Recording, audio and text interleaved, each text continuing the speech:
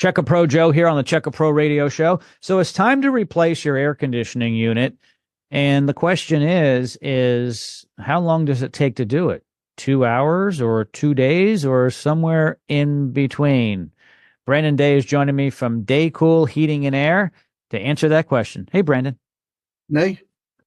All right.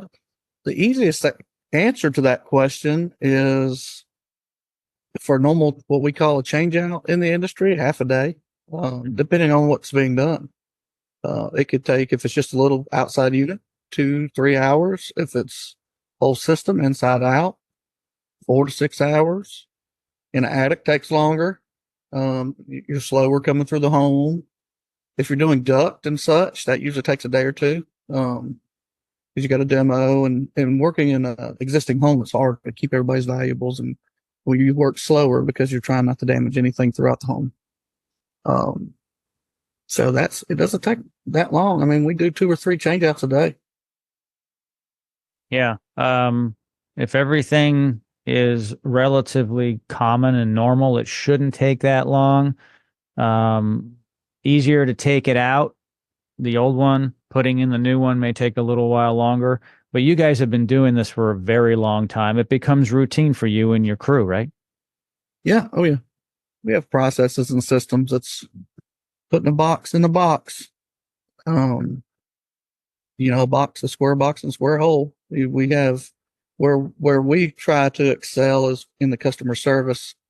To be better than anybody is leaving somewhere cleaner than when we got there, or the process of during the change out, the communication to the customer, stuff like that.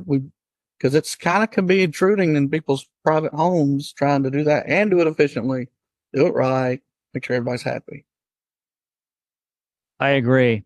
The last time I had a complete change out, 2 units, a 3-ton and a 5-ton, upstairs, downstairs.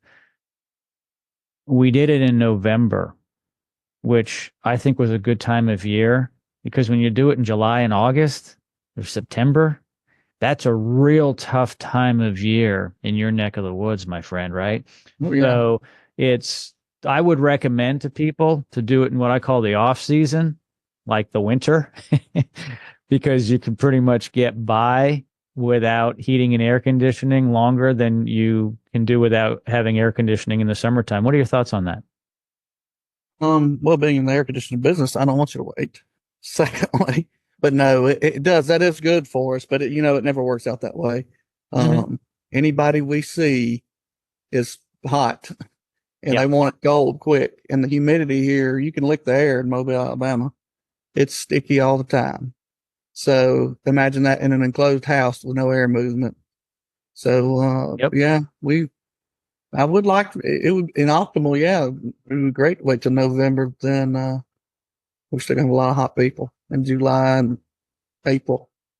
Yeah. And people do react to things instead of planning for things.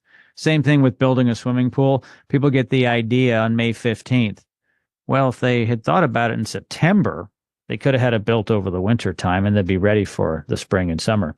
And so the point of that is make sure your systems are maintained. Make sure you think ahead. You don't want any surprises. Brandon, as always, thank you so much for joining me today on the program. Thank you for having me.